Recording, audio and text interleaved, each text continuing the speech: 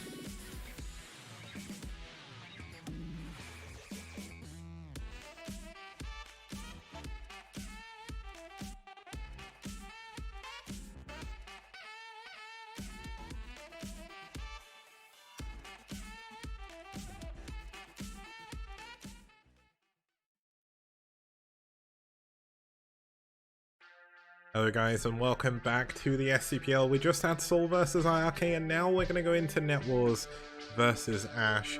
The format, for anyone who's new to the STPL, best of 5 all the way up until the finals. And when I say best of 5, set 1 to 4, all the lineups are selected in advance and all the games are played at the same time. And set 5 is the ace match, which means if the score ties up 2-2, every player can play again. Now, a really sick format. We've got some sick maps this season. We've hit our $2,000 prize pool goal as well, thanks to some incredible donations from our sponsors Liquipedia, Matcherino, and Esport Fund, as well as some amazing donations from community members as well. So once again, thank you so much for all your support. We're going to be heading into our second series now. Let's actually have a look at our first team. It's going to be the Pride of Poland here in NetWars. NetWars definitely one of the strongest teams in Europe, and unlike a team like IRK, which has players from all over the place, NetWars is one of the strongest with just homegrown players here. It's the NetWars community, and basically they're really good. Yeti, an absolute beast in 1v1, in best of 1 as well. And overall, just an amazing player. Ziggy, really good as well, acting as their captain for this season. Kogut, the best foreign player in the STPL rankings-wise. He's rank 2 overall with a 41 win, 8 loss. And like we'll get into this when we go into his games, but he's got some insane win streaks. There's still no pictures from Ziggy. Now, just to call Ziggy out here, in fact, first we'll introduce Zero, Mr. Bombastic himself, runner, organizer, producer of the Bombastic Star League. And just to call out Ziggy while he's in chat, he's Starmania BJ. If you want him to send me a proper photo of himself before I go and find a really awkward still from one of his casts, he sent me a picture of Aretha Franklin. I don't know why I was having so much trouble saying that legend's name, but Aretha Franklin is an incredible woman. She's one of the greatest singers of all time, pretty much. And Ziggy wants me to use her photo. And I'm not going to use her photo for him, because he has his own picture. So, there we go. Also, Ziggy is not one of the greatest singers of all time. He may sound English as well, but he's Polish. Just calling him out on that. He probably sounds more English than I do. And that is a really bad pun. Just to let you guys know, in the chat, Startmania BJ, aka Ziggy, says, "Show me some respect" with RESPECT, as if he was singing the song. So, there we go. But that's Ziggy for you. That's NetWars. Let's have a look at their opponents, who they are 3-1 up against head-to-head. It is going to be aSh. Now, aSh have actually got the debut of the first, or the third ever maybe, great British player in the STPL. It is going to be Quark. Quark hasn't played for a very long time, at least in general. He's come back recently. He's more active as well, but he lives in the US now. He's a traitor. Went to join the enemy team, but we've got Dreamer, who's a very good Protoss player. We've got Desarque, who I don't know very much about, but is one of our Croatian players, if I remember correctly. And it is Quark of the TL Banhammer. And we've got Hit 'em Up as well, acting as their captain, their star player for aSh at the moment. Really, really good. So let's have a look at what the lineups that we're going to have today. We're going to start with a PvP between Yeti and Dreamer, because these two players cannot get away from PvP. Doesn't matter what matchup, they've always got a PvP. I feel kind of bad for them, but PvP is super interesting, so I wouldn't worry about it. And Ryan Metal saying, if you remember correctly, don't you see the flag? I see the flag, but I can't remember how many British players there's been in the STPL. I saw there was Kenenzi, there was Quail, I think, for Rev, and then I can't remember if there was another one. And the reason why I can't remember, just in case you guys don't know this, there has been 1,412 games recorded in the STPL database. That's including the previous series as well. That is a ridiculous number of games. It's been over the course of 3 years, and there's more to come. STPL isn't going anywhere anytime soon, I'm hoping. And I've already got plans for Season 4. Well, I think we've got a sponsor lined up already. And that is including the walkovers, but there's not been that many walkovers. And players are a little bit more difficult, because I can't really tell you how many players have actually played. But there's 730 players in the STPL database in total. Not all of them have played, though. What database do I use? I use one that Radley helped me improve. It was a database I made before. It's the STPL database. But yeah, there's a lot of people in that database. There's a lot of players. We've had a lot of teams. I know I should be getting into this series, but just to give you an example, there has been 29 teams in the STPL overall. Not many of them have survived. There's been a lot that have stuck around for one season, and one of them is a test team, so there's only 28. But we've had a lot of different players coming out the STPL. Really cool. Now we're going to go into a TVP after that, PvP between Ziggy and Quark.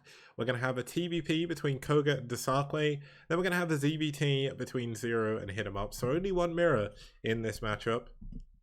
But is it going to be a good one? I'm hoping it is, because the two players we've got lined up here are absolutely stellar. Yeti, as I mentioned, an absolute beast of Protoss here. He does incredibly well in the STPL, a 67% win rate overall, a 69% win rate against Protoss, and just overall an incredible, incredible player. Now his opponent fighting for aSh is going to be the best Protoss on aSh as well. It's going to be Dreamer. Now, both of these players are actually respectively the best Protosses on their teams right now. So this is going to be a high-profile matchup. Really, really cool. Both of them have got very respectable win rates. Dreamer not doing quite as well as Yeti has, but he's played less games overall. And let's get into game number one. It's going to be on Fantasy 2. It's Yeti versus Dreamer.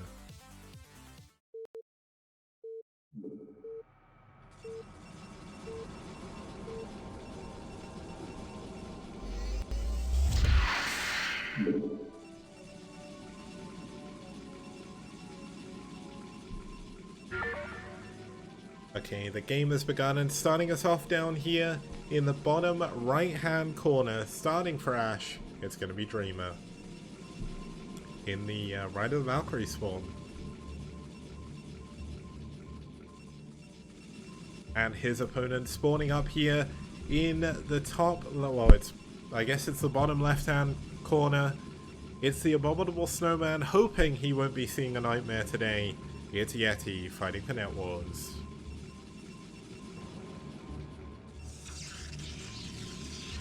Now this is going to be a PvP. PvP in STPL is always interesting, even when it isn't. So I'm hoping this is going to be a good game here.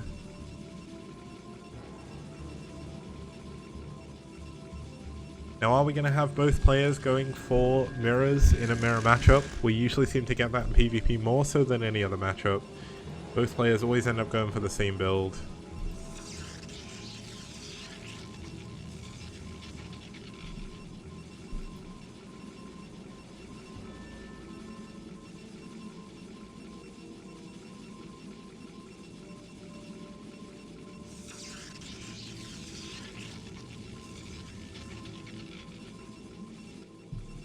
Okay, we've got one gateway coming in from Dreamer, second pylon. Are we going to see a gas? We've got a gas from DeWalt here. Now, not DeWalt, Yeti. Man, I've got DeWalt on the brain.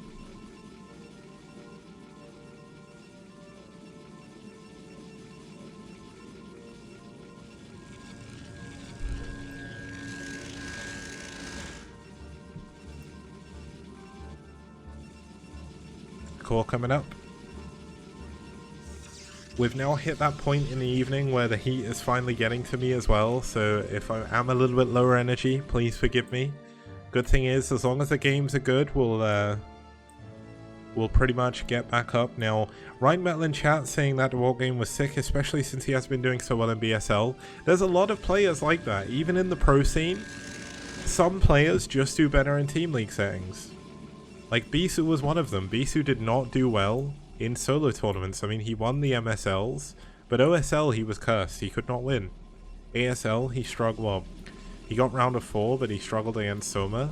Or was it Zero he played against? I think it was Soma, wasn't it? But like, Yeti, for instance, a lot of people would probably look at Yeti and say, has Yeti even been in the Pro League of BSL? I don't think he has, or if he has, he fell out quite early. But in the STPL, he's an absolute boss. There was a point in time where Yeti had more wins in a row than any other Protoss player. Like, some players just work in a best of 1 set better.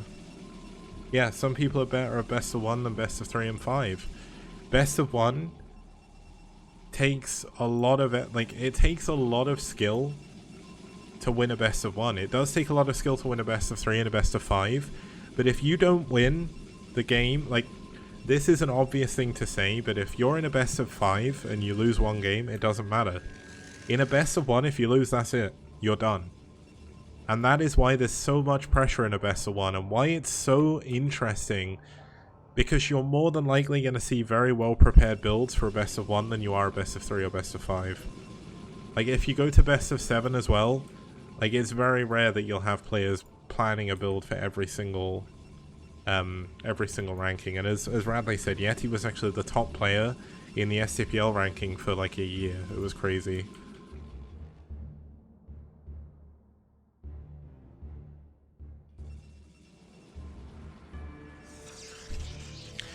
Yeah, and the thing is, Yeti does struggle a bit at the moment as well because he is suffering from wrist issues. Like, that makes the fact he comes out in the STPL even more impressive. He's playing with wrist problems and he's still doing so well. Now we've got a shuttle coming in for Yeti. Dreamer going for a robo as well, but it's a little bit later. The Yeti's got an advantage already. They are both completely even in supply, but his Reaver drop is going to be coming in sooner, and that is actually a pretty big deal.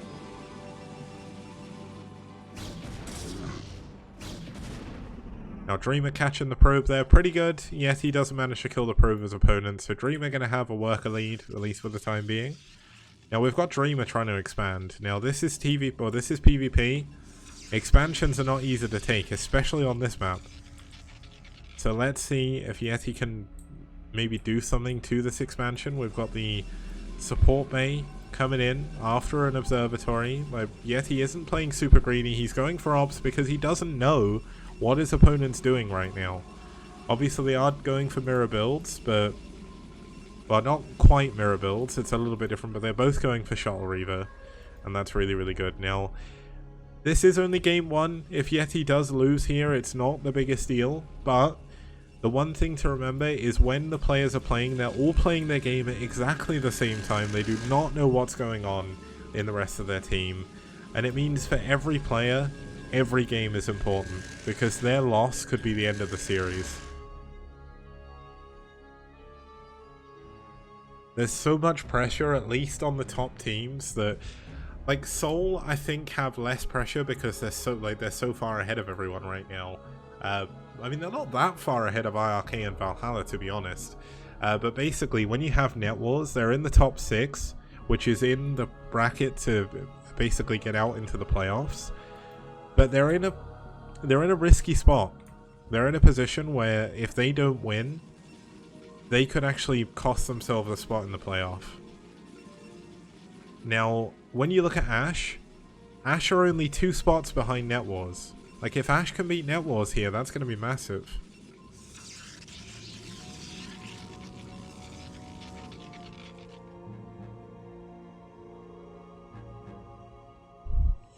Now, interestingly, Yeti sent his first observer out to the other side of the map, so he's not going to be able to kill the observer of Dreamer. But Yeti's getting ready to go for a push here. Now, I don't know if this is going to work. He's going to be pushing low ground to high. He does have the Reaver, but that's not the biggest deal. I'm really surprised he didn't go for a Reaver drop, if I'm completely honest. The Observer coming back, seeing how many units are there. Looks like he wants to come around and cross the T of his opponent's army, but Dreamer getting into a position to stop this. Now, the last time we saw Yeti go for something like this, he actually lost a game against the Walt. Now, is he going to be doing it here? Looks like he's pushing up the... Wow, he's actually completely crushing his way through this. I didn't think it was going to go anywhere near that well, but looks like he's going to be able to crush his way into the base.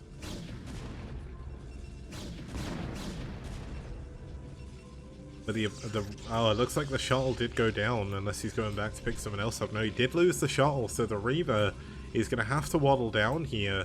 And there is a Reaver from Yeti, or from Dreamer here, so this is going to be a little bit tougher. The first Scarab going off in favor of Yeti. Oh my god, Dreamer's going to lose his Reaver. I think this is it. I think Yeti's done it. He's come out in game one. He's absolutely demolished his opponent. And there's no recompense for this. The probes have been pulled away. This is going to be a dead Nexus. This was what Dreamer had as an advantage. But he lost the engagement in the map. He lost the engagement in his natural. And Yeti has taken the game.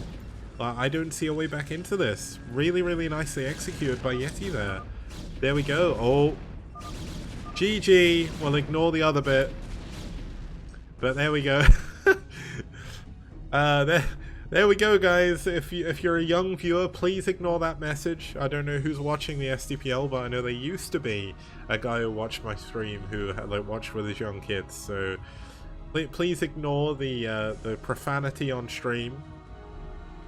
But either way, that's going to be it for game number one. It was a PvP and it was a relatively quick one, but you can't say it wasn't exciting. Yeti did a great job to push through like that.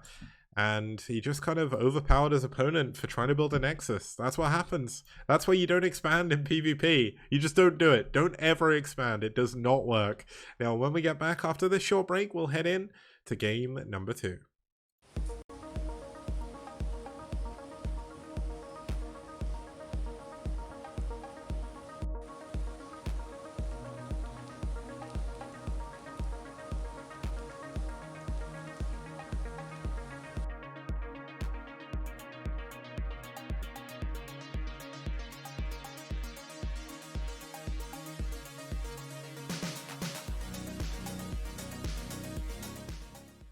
Toss a coin to your content creators, oh Valley of Plenty, oh Valley of Plenty, oh.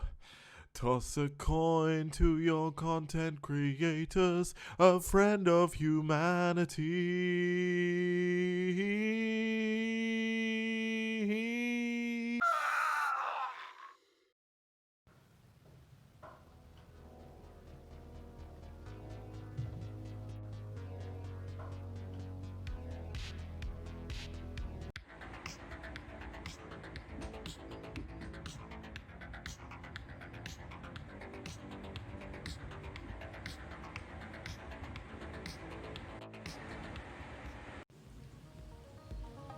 Okay guys, we're going to go into our second game of the second series of today. It's going to be Ziggy himself, the man who will not send me a photo of himself, despite being the captain of NetWars, letting his team down, letting us all down. He's in chat, Starmania BJ, feel free to call him out, because he's there, and he's not sending me a photo, so there we go.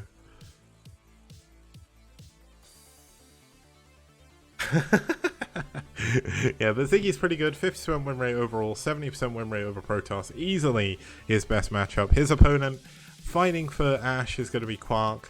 Now, Quark, I don't know too much about. Wait, is it Quark or did Desarclay? No, Desarclay's next.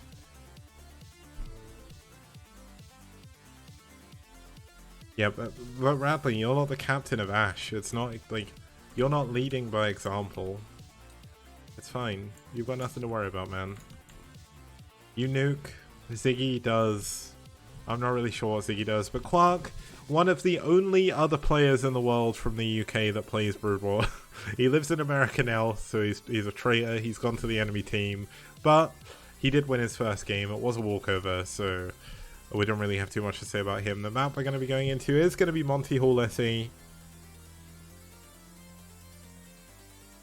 Monty Hall, I see a very, very fun map in PvT. Terran have actually had a massive advantage so far.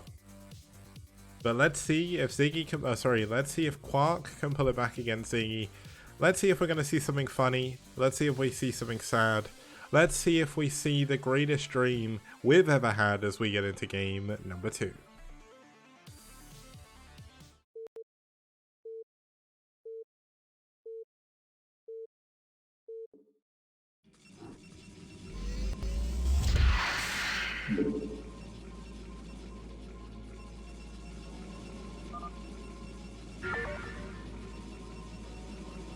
Okay, starting us off in the top left-hand corner, being good-mannered, it's Quark, fighting from Great Britain, or aSh.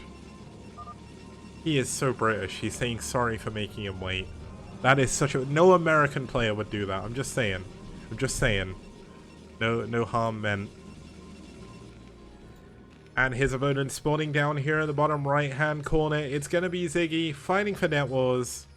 Not being as good-mannered, because he didn't say good luck, have fun first, and he only actually said good luck. But it's the man with no picture.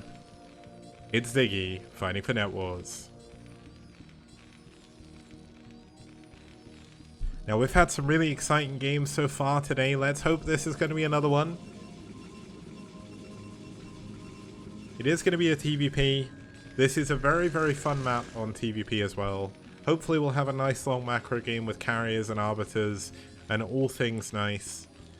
Get some good 3-2 pushes coming in, max bases, split map. I want to see it happen. We've not seen it so far. We've come close, but we've not quite hit that level yet. Now, one of the best games on Monty Hall of all time is a game that Radley will know very, very well. It's the game that Boxer went lockdown against carriers. And he lost to Nelra, but it was a really, really fun really fun game. I'm fairly certain that was on Monty Hall.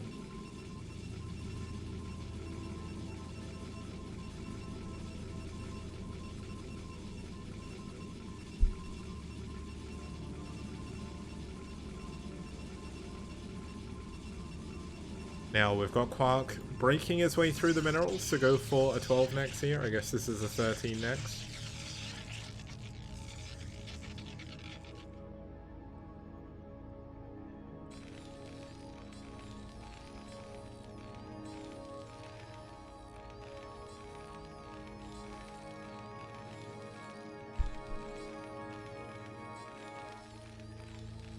Now Ziggy is talking big about KT because he's one of those deranged KT fans from back in the day.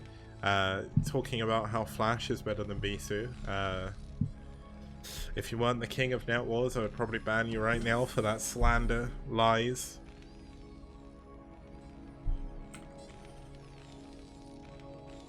Now looks like we're going to have Quark pushing, or at least attempting to push his way through to get a scout in. But this just means his probe is going to die, so that's probably not the best decision. Now we've got someone saying, or Metaphysics in chat saying KT is best SKT, or KT is best KT. Oh, sorry, no, you said best KT is SKT, that is correct. Historically, results-wise, KT is better than, well, SKT is better than KT in every single way. Just saying. Look at Liquipedia and the amount of tournaments that SKT won, then look at the amount of tournaments that KT won, and then tell me KT is best SKT. Yeah, KT was just Flash. Flash stats, P7 Gab, action. I mean, who cares outside of Flash, man? He just carried them all the time. The best time of KT was before Flash joined, when it was like Reach and Nada. Was Nada KT? Nada was KT, right? No, he wasn't. Nada was... It was like, it was Nelra, I mean, Nelra and Reach.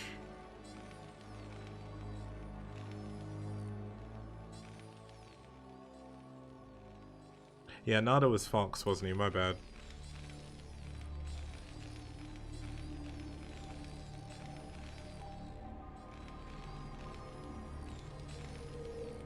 Oh, Yellow was KT. Forgot about that. But then look at how Yellow versus Boxer always went. Just saying. Now we've got the expansion up here for Quark. Sorry, I got a little bit distracted. It's very hard to get hype about like the beginning moments on Monty Hall when nothing's happening. So looks like we are going to have a dropship coming in from Ziggy, which is kind of cool. I said stats. I said stats. I said flash stats, P7 Gab, and Action. But even Action came from a different team. Wasn't Action on Fox? Action was either on Stars or Fox, I can't remember. It was one of the two.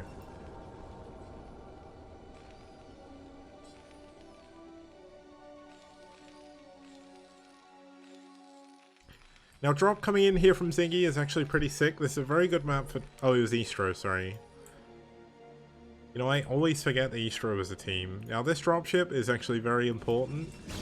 Luckily enough for Quark, he has mined his way through the minerals.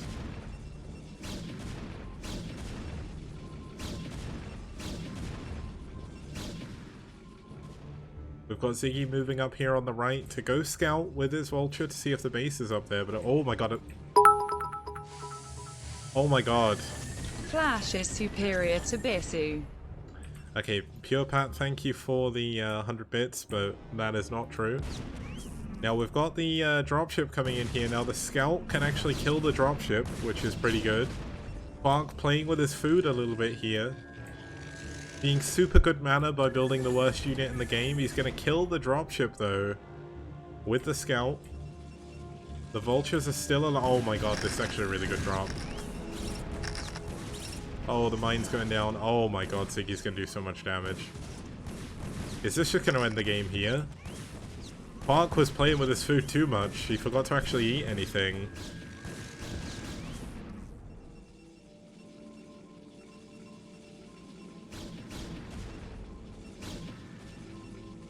The vulture's still alive up here in the top right hand corner. Oh my god, the mine going off as well. And there we go.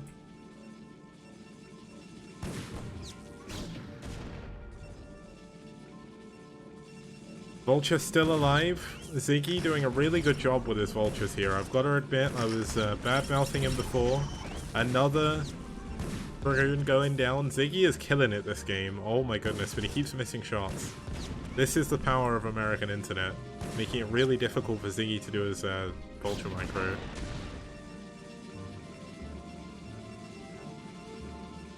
Now the scout is actually over here in the middle of the map. It did kill the dropship, but ironically it cannot go in because there's 2 wraiths and a brain.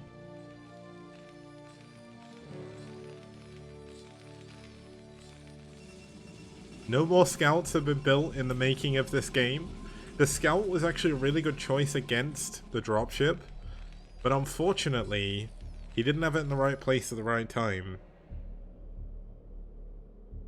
And Radley pointing out the 2 wraiths lose to 1 scout, which I didn't actually know. But there's 3 wraiths now, so... Oh, and a scout loses to a turret for sure, so he's gonna have to fall back.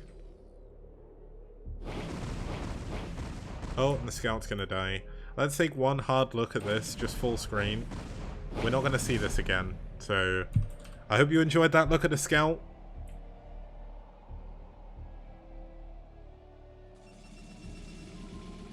We've got a Citadel coming up here. Wraiths coming into the main. Playing like Radley here, going for these 3 Wraiths. Now if he keeps building them, I'm going to say this is Radley playing and their account sharing, but looks like he is going to stop on 3. Armory is done, no upgrades are on the way just yet. Which means the upgrades from Ziggy are actually going to be very late this game. Now if this was Radley, he'd have a scanner and he'd be killing the observers already, but unfortunately, not everyone can have Radley's skill with the Wraiths.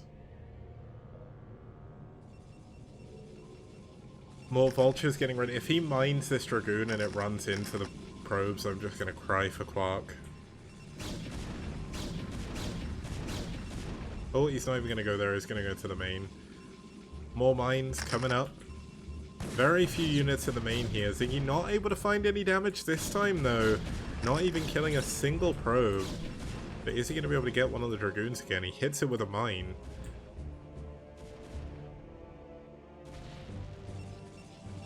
Now we've got a push coming up here on the top right. This is very reminiscent of our game from Wednesday. But we found out the hard way that it's actually very hard to push through here as Terran. So I think eventually we had a Terran win, but it was very close. Like, and the Protoss player left too early, so...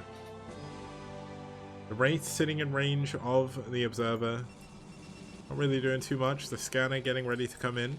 Still no upgrades, going up to 4 factories. Second base is finally up and running. There's a lot of SCVs here for Ziggy. He needs to really take a third base at some point soon. Looks like we are going to have Quark breaking out of his base. Looks like, unlike the previous time where he didn't deal with the units very well, this time he's managed to do it pretty well. Now, this is technically a UK versus UK game, because Ziggy has got the most UK accent of anyone I've ever spoken to. Oh my god, he's getting it 3. Oh, he's getting it 2 observers. Could have been better, could have got the 3rd, but looks like, I mean, 2 observers is still robo time that's not going to be building anything else, so that's really, really nice. It's extra gas that your opponent's going to lose. We've got another couple of vultures coming in here. This time they're not going to be microed very well. But he is going to make sure to use his mines, which is super, super important. Going to get another probe. Ziggy is like playing a really, really guerrilla-based play here. It's really cool. Going for a lot of harassment, going for a lot of vulture run-bys. And while he's doing this, he's defending his base really well. And that's the super important thing. He's getting ready to take a 3rd base. He doesn't have another dropship, which is a little bit unfortunate, because when you're going for this kind of style, getting the drop constantly is so, so good. Like, imagine if he drops 2 tanks here, mines all of this area with like 20 vultures, all of a sudden you've got a dead base. Now it looks like we are going to have a push in. Zealots at... Oh my god, this is a DT drop. DT drop coming into the main. Is there no detection? There's only 1 turret. 1 turret is not going to be enough to hold against this, although he isn't going to be targeting down the turret. He's targeting the scanner. Oh my god, this is so annoying as Terran. He's even going to get the turret as well. The first scan has been used. The vulture's coming up here. The scanner goes down. The DTs survive. He's going to get the mines as well. Okay, there is another scanner coming in. He's going to pick up his DTs though. Or they need to drop them again. Oh, he doesn't drop them in time.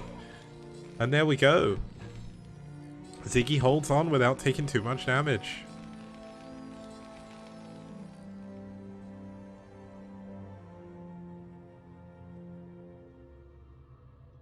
Now, the lack of a dropship for Ziggy means there's no island base is going to be taken. Now, if you don't know this about this map, I'll go through it again as I do every cast. The naturals here, there's 3 of them around your main, and they have 3,400 gas. The other bases all have 2,000. Apart from the top right and bottom left, there is an island base at both points, and they both have 5,000 gas. So, going for 5,000 gas is super good. It's a really, really good base to take. It's very hard to attack as Protoss. Now, we do have Templar coming in here. It's going to be for Storm rather than Arbiters to begin with. Still no 3rd base from Quark yet. And as I say that, he starts to build it. It gets scanned as well. Ziggy doing a pretty good job with his scans. And oh my god, Ziggy knows all the units are over here on the right side. He's going to push up the left.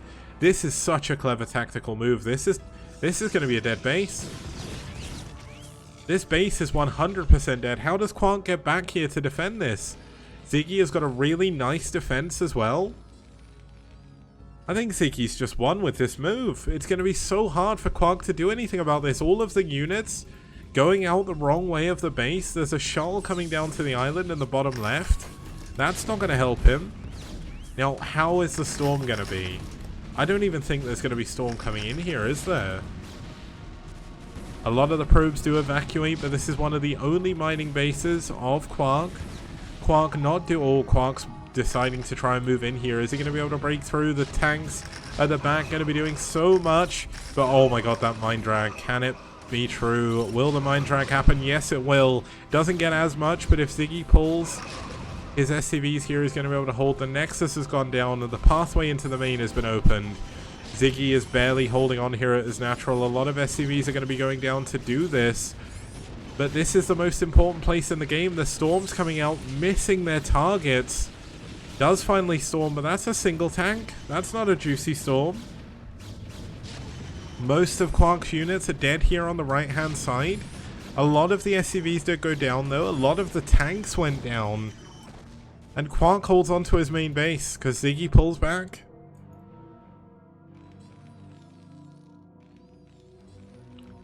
So Quark is still alive. The probes, the count has dropped considerably. It's 41 SCVs against 24 probes.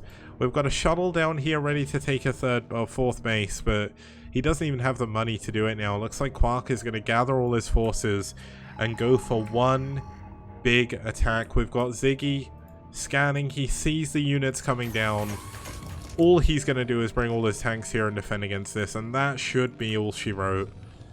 Such a good game played by Ziggy.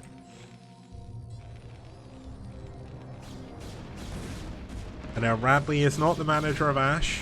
That is in fact Hit 'em Up, but Radley, really good Terran player, one of their star players. Now we've got really nice storms coming in, but the trouble is, when you go for this kingdom style, where you go for a lot of High Templar with a lot of storm, you need other units as well. Like, you can't just win with Storm. Storm is broken in a good way, but it's not that good. You need other units as well. Ziggy has just played this map so well. He's definitely prepared well for this. He's pushed where his opponent's army isn't. Quark definitely hasn't been in a good spot. Look at this. Ziggy scanned. He doesn't see any army. He's just going to push straight into the third base, and that's the only other mining base of Quark now. His main is almost gone. Yes, this third base from fourth base even from Ziggy is probably going to die, but who cares? Oh no, Ziggy's going to pull everything back. He's not feeling confident that he can hold this.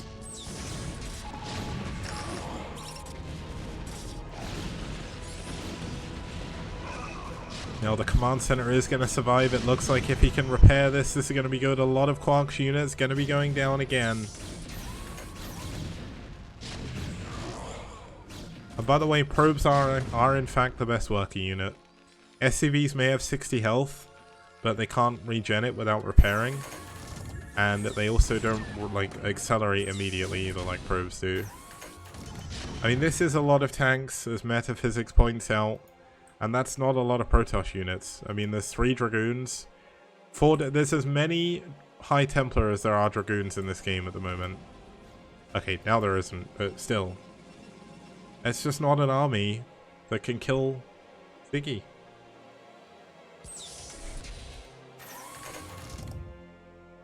Now Ziggy pushing where he's weakest to A, secure his base, and B, push towards his opponent's main.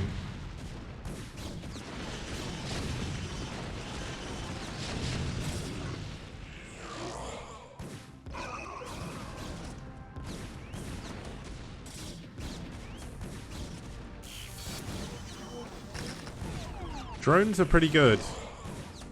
Drones, you can build like 30 of them at once. They're pretty good. But GG, Quark taps out, Ziggy wins game number 2. So that is going to take us to a 2-0 advantage here for NetWars. Can aSh pull it back as we get into game number 3? It's going to be Koga versus Desarque. It's going to be a rough game for Desarque here, but if he can do it, we could go into game 4 with the hopes of an ace match on the horizon. So when we get back after this short break, we'll see how it goes. STPL Season 3. Yeah. STPL does. Bio TVP? Wow! No problem. We got dragons to defend. Yeah. STPL does. STPL does. Mass Scout? Oh, I'm so afraid. We got Hydralisks to defend. Yes. STPL. STPL. Fantastic production. Fantastic casters. Fantastic prize pool. Only in STPL.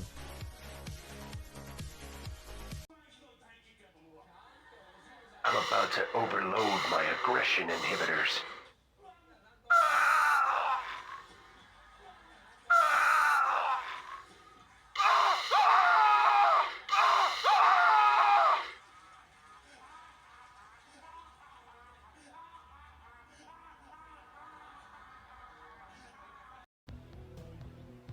Outstanding. Rock and roll.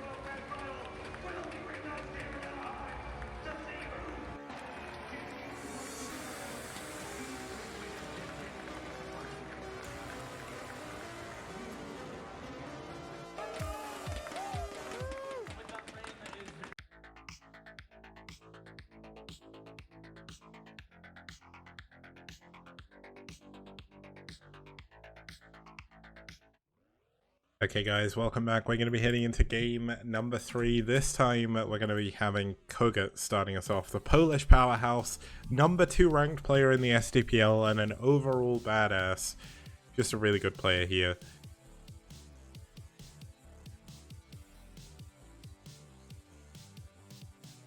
But essentially Kogut, one of the best players in the STPL. Just to go through some of his win rates and some of his win streaks. He is currently in a TBT win streak of 13. Up until very recently, he was in a 6-0 win streak against Protoss until he lost to Bonith. And that game against Bonith was the only game he's lost in his last 10 games, and he plays every single week for NetWars. This man is incredible. He's so good. Now his opponent, Desarque, hasn't really played too much in the STPL. The only game he played, he did lose. So that's a little bit unfortunate, but Desarque is a pretty good name. He's a pretty old school name. You guys may know a little bit better. But let's have a look at the map they're going into. It is going to be La Mancha. We had a fantastic game on this map in series number 1. It was a PvP or PvZ between Shine and DeWalt, which the result was very good for one player. But La Mancha really fun in TvP in the STPL. Protoss have actually had a massive advantage here, so let's see if Kogut can bring it back here for our Protoss players, or for our Terran players, or is a Protoss going to take another win on this desert paradise?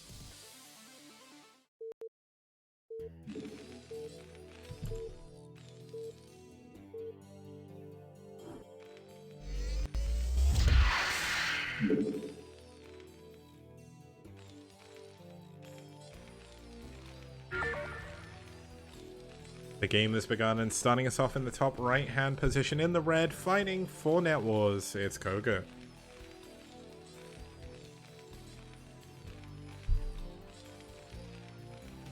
And spawning down here in the bottom left hand corner, fighting in the blue for aSh, it's Desarque. And I have absolutely no idea if I'm saying your name right. No idea. I cannot tell. That's how Sale used to say it, so I'm just going to follow his lead.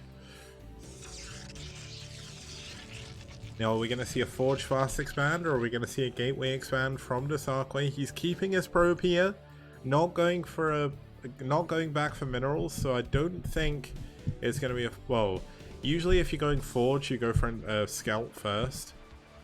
But I think he's going for a Gateway without going back for minerals, which is a little bit weird, but yeah, it's going to be a Gateway. It's not always red versus blue, but look at the colors. That green is horrible to see on the minimap. So we're going for red versus blue. The last game, I think they both picked red versus blue, so... But this shows why we have the rule in the STPL to host on top versus bottom. Because sometimes you get colors that do look really cool. I mean, to be honest, does that color look cool? It kind of does, right? If you're looking at this command center and the supply depot, it looks really nice, but just on the minimap, it's just... It doesn't look terrible for me. For me, it's perfectly fine. But I can imagine if you're watching on the stream, the bit rate is probably not that great. So I think red versus blue is a little bit easier for you guys to see.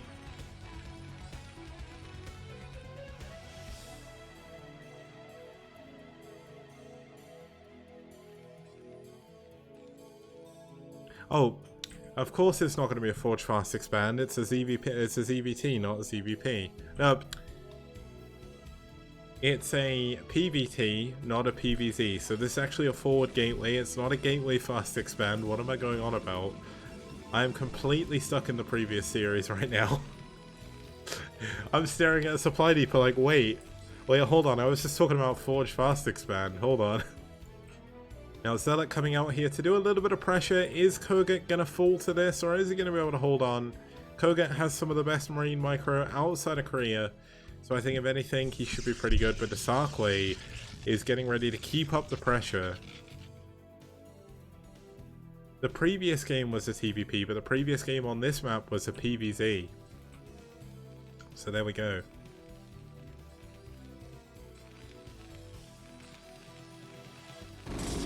Now we've got the Zealot coming in. Unfortunately it meets at SCV, which is clearly the best working unit according to many people.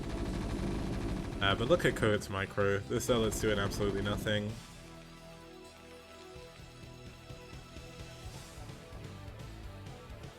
Now Scan in chat asking what rank DeWalt, Bonith, True Touch and Eon Zerg are. I can check for you. Do you mean in the STPL or just in general? But Kogut doing a really good job here. Eon Zerg is technically retired from the STPL, but he was ranked 6 when he left, I think. But Kogut doing it. Kogut only losing a single Marine here is absolutely insane. We've got another Zealot coming in here as well. The more Zealot... Oh my god, Kogut actually going to lose more Marines here. That's actually a little bit of a mistake. We've got a... oh my goodness, it's Proxy DT. Oh man. That's rough. Yeah, Kogut's rank 2. Let me... I kind of don't want to miss what's going on, so let's just see if we can check it quickly. So DeWalt is currently ranked 5, Eon Zerg is ranked 7, and Bonith is just out of the top 10. Flash, you know what? Oh no, Bonith is 6th, sorry. DeWalt is 5th, Bonith is 6th, Eon Zerg is 7th, and True Touch is like 12th or 13th.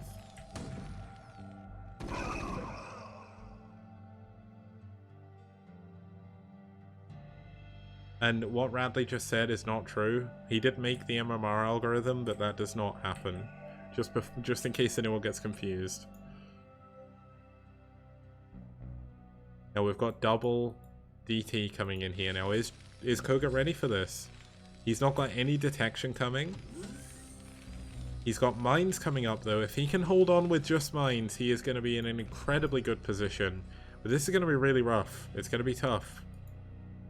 Is Kogut, the Polish powerhouse, ready to rumble? Not too sure, but let's see if he can do it. We've got a Dragoon coming out here to eat the mines that aren't there just yet. Now Kogut should know something's up. Like, there's no reason why this Dragoon should be coming in right now. He sees the glint. He needs to kill the Dragoon before it... Oh, the mine hits the DT anyway. Oh no, the DT's in the main. He cancels. Okay, he cancels the tank. This is so important. There's 2 DTs now doing damage. This is not looking good. We've got an Academy coming in. The SCV's trying to block for the tank, but the tank is going to go down. And Desakwe playing a little bit underhanded here, sending in the Shadow Ninjas to try and take down Kogut. His Zealots didn't do it, but can his Ninjas do it? There's 4 DTs alive now. If Kogut holds up... No, he can't. There we go. GG. Desakwe taking down Kogut in a very quick TVP. And Desakwe gonna take down the number 2 ranked player in the STPL with a very, very clever proxy play. Now, I know there's probably a lot of Terran players in the audience who are like, man, what is that game? But Kogut played greedy. He didn't scout what his opponent was doing, and he went for no detection whatsoever. He was relying entirely on mines, and Desakwe moves in with the Dragoon to eat 2 of the mines, kills the 3rd one with the DT, and suddenly there is no detection whatsoever, and 4 DTs is more than enough to take down a Terran. Now the good thing is for us, that means we're going to be going into game number 4 with aSh still having a chance in the series. We'll be going into that game when we get back after this short break. See you guys soon.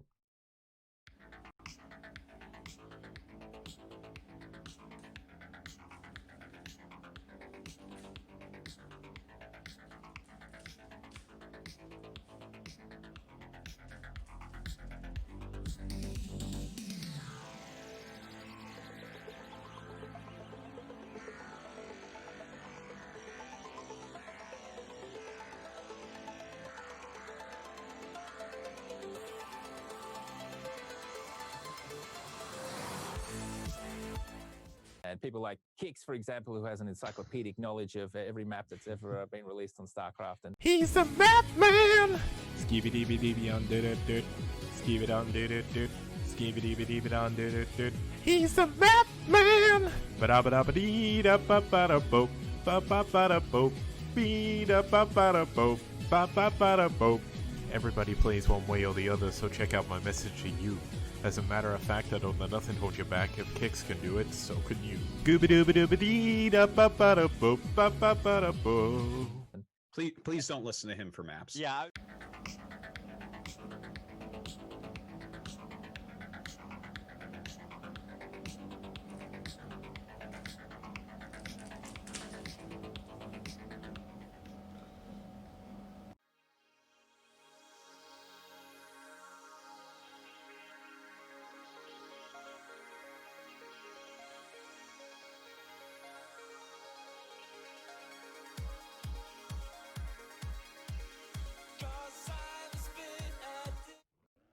Okay guys, we're getting back into game number 4 here. We're going to have Mr. Bombastic himself. It's Zero, proprietor, producer of the BSL.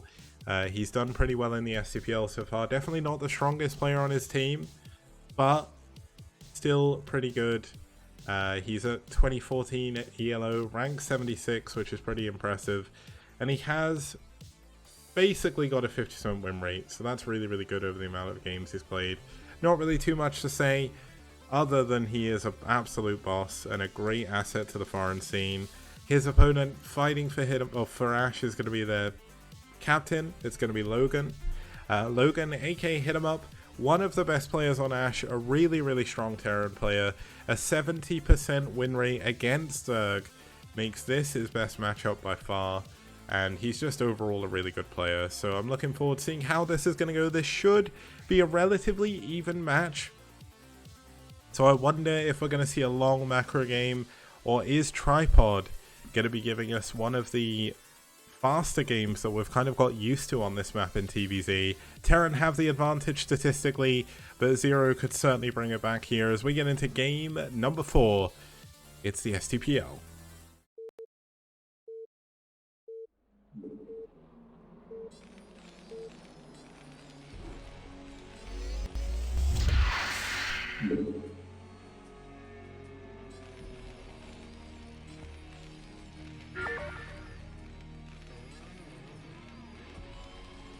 Okay, starting us off down here in the bottom left-hand corner in the red, fighting for aSh. It's Hit 'em Up.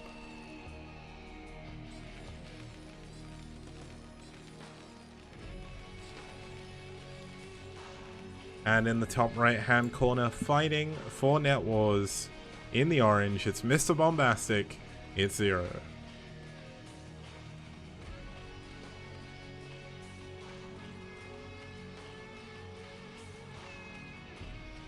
Now I do wonder what we're going to see from both of these players here. There's definitely a lot of variation you can go for on this map. They have spawned in the same spawns we keep seeing, 3 o'clock and 9 o'clock. Well, we're going to have Hit 'em Up. Well, it's not really walling in, but he's getting ready to at least make a block, which is pretty good. And we have Zero going up to 9 drones, no spawning pool just yet, and he's probably going to go into a 12 hatch.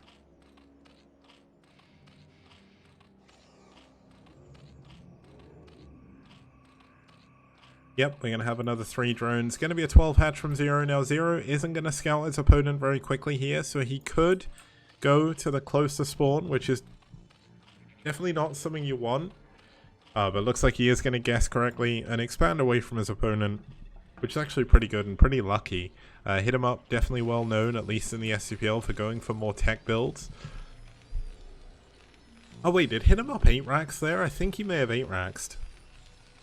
Yeah, that was an 8 rack, so I thought there was a depot before then, but he's going to have a very quick marine. And we'll have to see how this is going to play out. Now, luckily for Zero, he did expand in the other way, so he's not going to have to worry too much about the early marines. There's not going to be a super early bunker rush. But that's not to say it's not going to happen. If Hit 'em Up can get on the high ground, if he can get a bunker up here, he cuts off this bottom left-hand base. Now, interestingly, Hit 'em Up isn't going to go for a gas behind this. So there's not going to be a vulture follow-up. It's just going to be marines.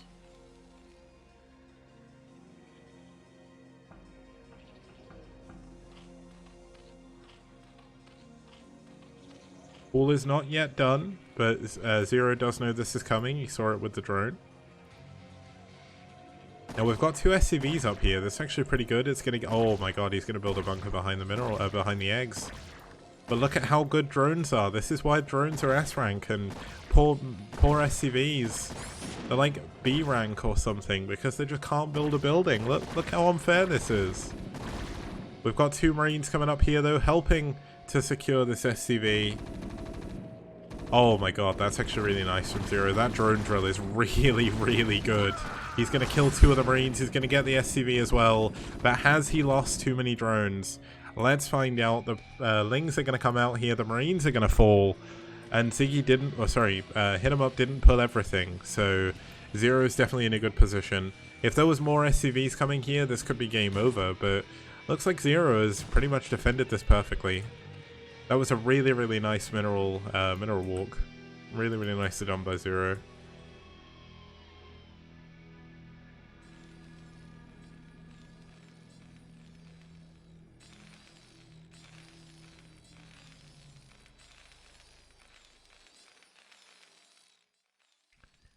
Okay, we've got enough Marines on the high ground, so Zero shouldn't be able to break up here, but he is going to be able to get the Marine on the low ground, which is another little win. And all the little wins in Brood War start to add up as the game goes on. We've got the lair coming in from Zero, so it is going to be 2-hatch muteless play most likely. Now there is the option of going for a lurker, but I really don't think we're going to see that on this map. Muteless are very, very good here. Now we've got 4 Marines running around the or the left-hand side of the map. He is going to try and get behind enemy lines and get some little kills on those drones.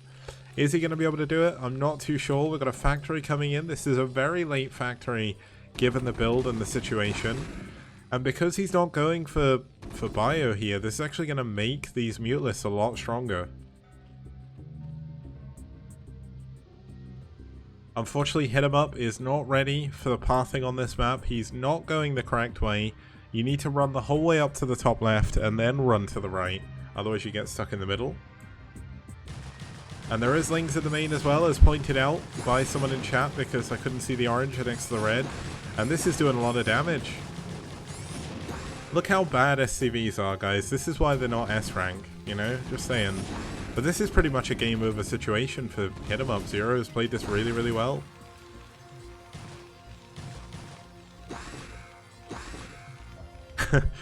Poor Radley, if you don't have the ability to see the chat because you're watching from if you're watching from like the VOD, because I think they're removing chat from VOD soon, or if you're watching on YouTube, poor Radley is having a fit right now about what Hit 'em Up is doing in this game. He is very, very disappointed. Now look at this, the Marines have spent so long getting round this way that Zero has Lings and a sunken colony to defend it. Oh man, I feel so sorry for these poor Marines. It is not a good day to be a Logan Marine, just saying. Now, I mean, Hit 'em Up is alive, he's not dead, he's lower on SCVs than he wants to be, but how does he deal with Mutelisks? The Mutelisks are coming out now. The poor Marines are going to go down. And unfortunately, it looks like this has just not been Logan's day. I think he was planning on doing a lot more damage with his 8 racks, and when he didn't, I think it just messed him up. It's so hard when you come out in a game like this. Like, Hit 'em Up hasn't played the most confident games recently. It was why he stepped down from playing, but he felt he needed to step back up to get some additional players on the roster again. But Hit 'em Up has lost a lot of his confidence, and this game really feels like a player that isn't too confident. Like, if he can win this, it would be a miracle, but it's tough. Brood War is a hard game if you're not emotionally into it. It's really, really hard. Now, the Muteless come in. I think this is probably going to be the end of the game. Now, maybe if Hit 'em Up went more all in earlier on, he could have done something, but I mean, this is 4 Mutelisks, and there's nothing. GG. Hit 'em Up tapped out and 0. Oh, I told you. That's what I mean. Like, I'm not going to say anything bad about Hit 'em Up. That wasn't his game for sure. But honestly, Hit 'em Up is a damn good player, and it's just a shame that happened that way. Now let's move on over to the results screen, round up the series, and then we'll be done with the cast for today. Not too bad. So, we had Yeti winning over Dreamer in a very, very nicely played PvP. Ziggy taking down Quark in an absolutely dominating performance with tons of guerrilla tactics, tons of harassment being done. Desarque cheesing out Kogut, knocking down the number 2 ranked player. I'm really interested on finding out how much MMR Desarque just got from that, because that is crazy. And after, you know what, when we go back to my camera, and then Zero took down Hit 'em Up. I think Hit 'em Up has not been playing as confidently as he used to, and he's not really been feeling it. And not a gorilla. Gorilla as in guerrilla tactics, or guerrilla I don't know how you say that word. It sounds like gorilla when I say it. That's just how it is. Ziggy, man, just send me a photo and then I'll stop talking trash, man. That's what it is. Send me a photo. Yeah, it's gorilla. But yeah. But okay, let's go back here, because what I want to do is I just want to check how that's affected the player rankings. I really want to see what that's done to poor Kogut's rank, because Kogut was ranked too. He was up there really, really well. So it was game 3, wasn't it? Yeah, so Kogut just lost 16 ELO, and we had Desarque gain 32. That is crazy. That's absolutely insane.